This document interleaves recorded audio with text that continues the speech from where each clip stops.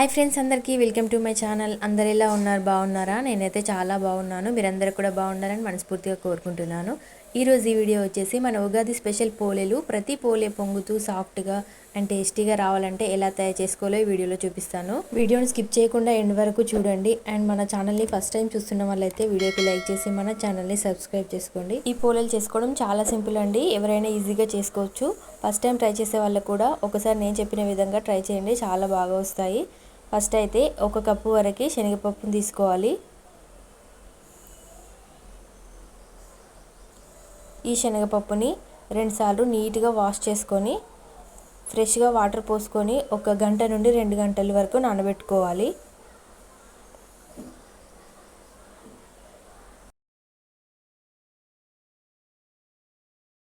ఇప్పుడు 2 సార్లు మంచిగా కడుక్కున్నాం కదా. ఇప్పుడు ఫ్రెష్ వాటర్ పోసుకొని నేనైతే 1 గంట నానబెట్టుకుంటున్నాను. మీకు టైం ఉంటే 2 గంటల వరకు నానబెట్టుకోండి.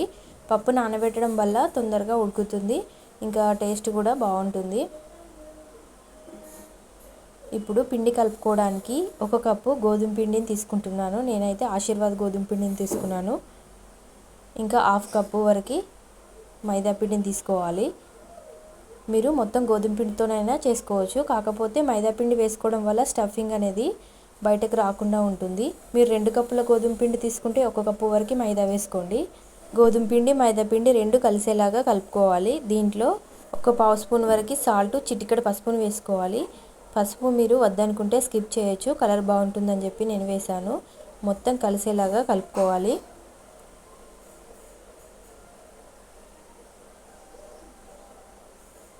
ఇలా కలుపుకున్న తర్వాత ఒక 2 టీ స్పూన్ల వరకు ఆయిల్ని పోసుకొని మొత్తం మిక్స్ చేసుకోవాలి. ఇలా ఆయిల్ మొత్తం పిండిలో కలిసేలాగా మిక్స్ చేసుకోవాలి. ఇప్పుడు చేతిలో కొద్దిగా వాటర్ పోసుకుంటూ పిండిని తడుపుకోవాలి. ఒకేసారి వాటర్ పోస్తే పిండి మెత్తగా అయిపోతుంది కదా. ఇలా కొద్దిగా వాటర్ పోసుకుంటూ క్వాంటిటీ చూసుకొని కలుపుకోవాలి.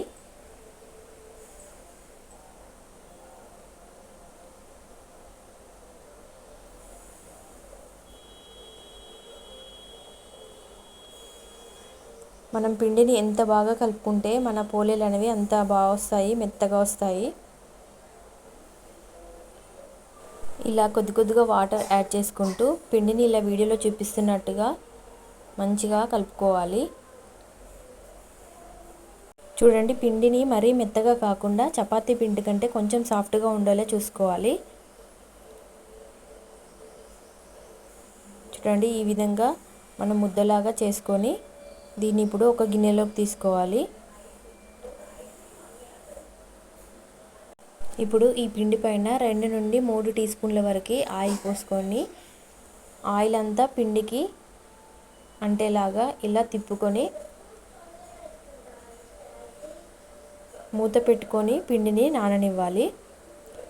ఈలోపు మనం నానబెట్టుకున్న శనగపప్పు ఉంది కదా, నేనైతే 1 గంట నానబెట్టాను. మీకు టైం ఉంటే 2 గంటల వరకు నానబెట్టుకోండి. దీంట్లోని వాటర్ అన్నీ వంపేసి ఒక కుక్కర్ తీసుకొని ఈ కుక్కర్లో వేసుకోవాలి పప్పుని. శనగపప్పుని ప్రెషర్ కుక్కర్లో కాకుండా నార్మల్గా మనం బగోన్లో ఉడకబెట్టి చేసుకుంటే పూర్ణం అనేది ఎక్కువ రోజులు నిల్వ ఉంటుంది. కుక్కర్లో ఉడకబెడితే పూర్ణం అనేది తొందరగా పాడైపోతుంది. మీకు టైం ఉంటే కనుక నార్మల్గా ఉడకబెట్టుకొని చేసుకోండి. ఇప్పుడు కుక్కర్లో పప్పు మునిగేంత వరకు వాటర్ పోసుకోండి. ఇప్పుడు దీంట్లో ఒక 2 టీ స్పూన్ల వరకు ఆయిల్, చిటికెడు పసుపును వేసుకొని మొత్తం మిక్స్ అయ్యేలాగా కలుపుకోవాలి.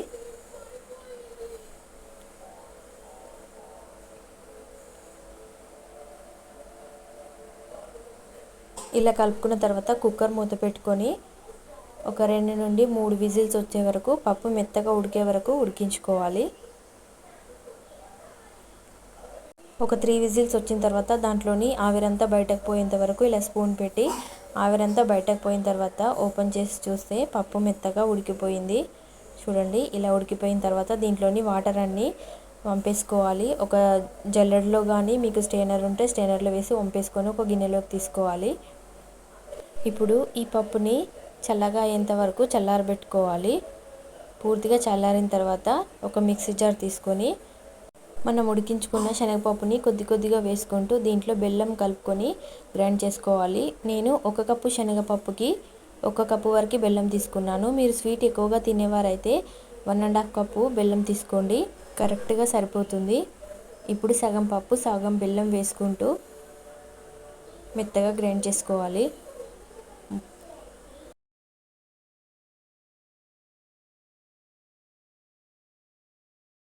చూడండి, ఇలా వీడియోలో చూపిస్తున్నట్టుగా మెత్తగా గ్రైండ్ అయ్యేలాగా గ్రైండ్ చేసుకొని మనం పప్పు ఉడకబెట్టుకున్న కుక్కర్లోకి దీన్ని వేసుకోవాలి. బెల్లం ఏమైనా ఉండలుగా ఉంటే కూడా మనం వేడి చేసుకున్నప్పుడు కరిగిపోతుంది.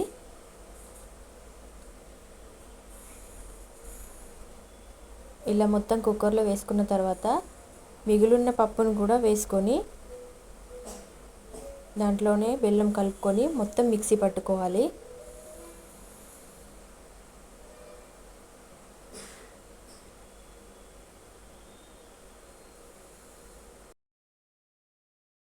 ఇప్పుడు ఇందులో మిగిలిన బెల్లము ఈ స్పూన్తో 2 స్పూన్ల వరకు చక్కెర వేసుకోవాలి. చక్కెర వేసుకోవడం వల్ల పోలేల యొక్క స్వీట్నెస్ పెరుగుతుంది, ఇంకా టేస్ట్ కూడా చాలా బాగుంటాయి. మీరు షుగర్ వద్దు అనుకుంటే షుగర్ ప్లేస్లో బెల్లంని యాడ్ చేసుకోండి. 1½ కప్పు బెల్లం తీసుకుంటే 1 కప్పు శనగపప్పుకి కరెక్ట్గా సరిపోతుంది. చూడండి, ఈ పేస్ట్ని అంతా మొత్తం కుక్కర్లోకి వేసుకోవాలి.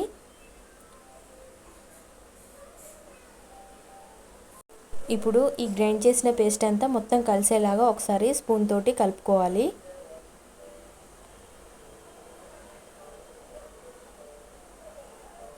ఇలా మొత్తం మిక్స్ చేసుకున్న తర్వాత స్టవ్ ఆన్ చేసి స్టవ్ మీద పెట్టి మంటని లో ఫ్లేమ్లో పెట్టి ఒక 2 నుండి 3 నిమిషాలు ఉడకనివ్వాలి. ఇలా ఉడకబెట్టుకోవడం వల్ల మిగిలిన బెల్లం ఏమైనా ఉంటే కరిగిపోతుంది, ఇంకా పూర్ణం కూడా మనకి వారం వరకు ఫ్రెష్గా ఉంటుంది. దీంట్లో ఇప్పుడు 1 స్పూన్ సోంపు పౌడరు, 1/2 స్పూన్ వరకు ఇలాచీ పౌడరు, అలాగే 1 స్పూన్ వరకు నెయ్యిని వేసుకోవాలి. సోంపు వేసుకోవడం వల్ల మనకి డైజెషన్ బాగుంటుంది, ఇంకా పోలేల టేస్ట్ కూడా చాలా బాగుంటుంది. ఇలా మొత్తం కలిసేలాగా కలుపుకొని ఒక 3 నుండి 4 నిమిషాల వరకు ఇలా కలుపుతూనే ఉండాలి అడుగంటకుండా. పూర్ణం కొంచెం ఇలా దగ్గర పడిన తర్వాత స్టవ్ ఆఫ్ చేసుకొని కుక్కర్ని పక్కకు దింపేసుకోవాలి. చూడండి, ఇలా చేతితో పట్టుకొని చూస్తే మనకు చేతికి అంటుకోకుండా ఇలా బాల్ లాగా ఫామ్ అవుతున్నప్పుడు స్టవ్ని ఆఫ్ చేసుకోవాలి. పూర్ణము ఈ కన్సిస్టెన్సీ వచ్చిన తర్వాత స్టవ్ని ఆఫ్ చేసుకోవాలి. ఎక్కువసేపు ఉంచుకుంటే మరి పూర్ణం గట్టిగా అయిపోయి పోలేలు చేసుకోవడానికి వీలుగా ఉండదు. ఇప్పుడు ఈ పూర్ణాన్ని అంతా ఒక గిన్నెలోకి తీసుకోవాలి, ఎందుకంటే కుక్కర్లోనే ఉంచితే మరీ గట్టిగా అయిపోతుంది కదా.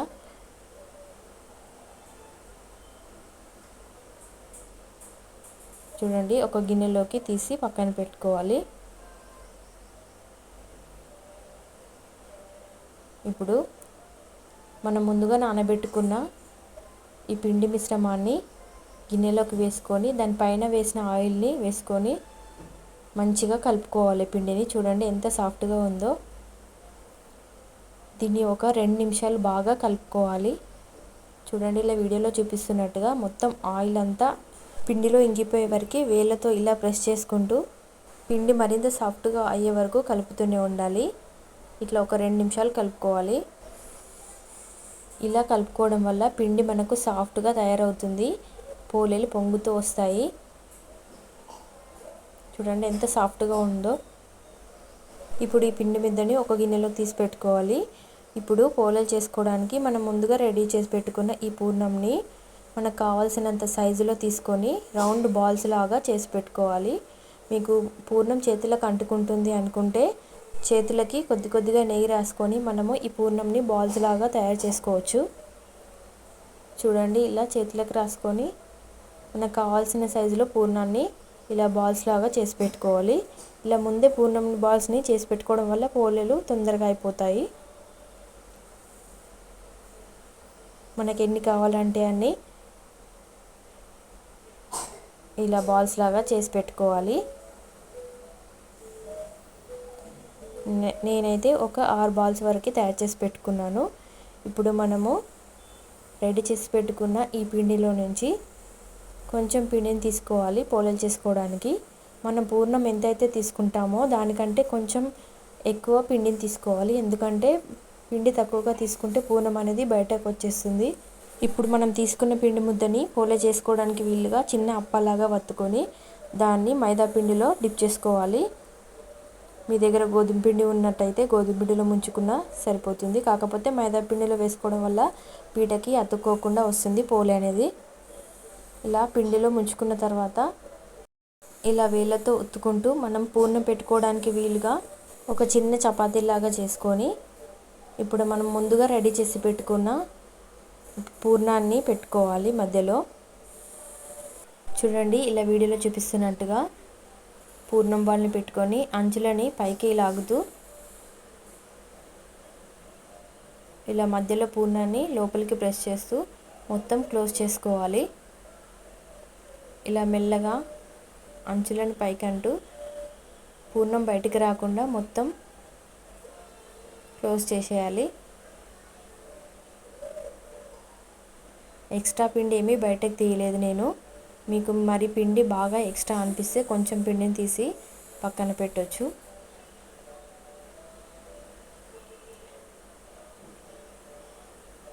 ఇప్పుడు ఇలా తయారు చేసుకున్న తర్వాత ఈ పోలేను మళ్ళొకసారి మైదా పిండిలో ముంచి అంచులు మరీ మందంగా కాకుండా కొంచెం పలచగా ఉండేలా వేళ్ళతో ఒత్తుకోవాలి. ఇలా ఒత్తుకున్న తర్వాత పైన పొడిపిండి ఎక్కువగా లేకుండా ఇలా వేళ్ళతో అనుకొని ఇప్పుడు మనము కోలతో తాల్చుకోవాలి.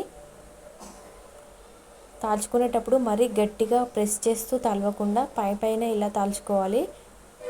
అంచులు మందంగా లేకుండా మొత్తం సమానంగా వచ్చేలాగా మెల్లగా తాల్చుకోవాలి. గట్టిగా ప్రెస్ చేస్తూ తాలిస్తే మనకి పోలేలు అనేవి సరిగా పొంగవు. కొంచెం మెల్లగా ఇలా తాల్చుకుంటే పొంగుతూ వస్తాయి. చూడండి, ఎక్కడైతే అంచులు మందంగా కనిపిస్తున్నాయో అక్కడ తాల్చుకొని పోలే మొత్తం సమానంగా వచ్చేలాగా తాల్చుకోవాలి.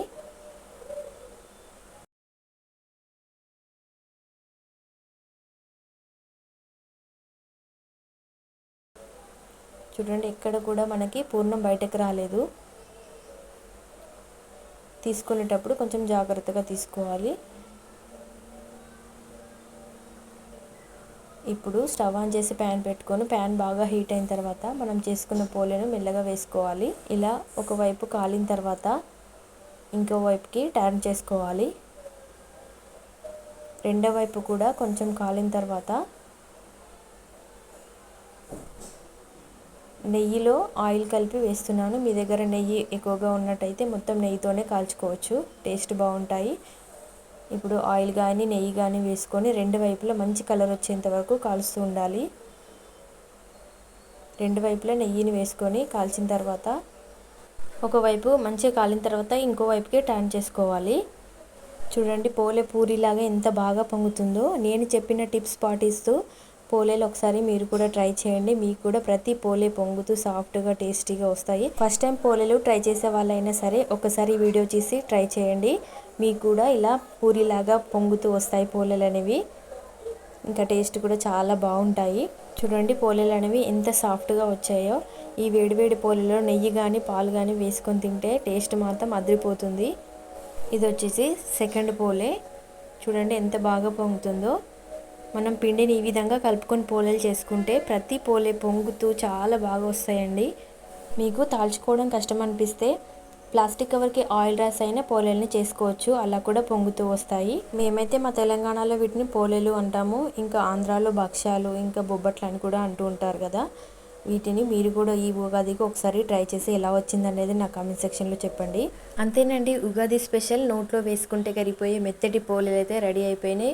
ఈ వీడియో మీకు నచ్చిందని అనుకుంటున్నాను. నచ్చితే తప్పకుండా లైక్ చేసి మన ఛానల్ని సబ్స్క్రైబ్ చేసుకోండి. మరో మంచి రెసిపీతో మళ్ళీ కలుద్దాం. Thank you for watching my video.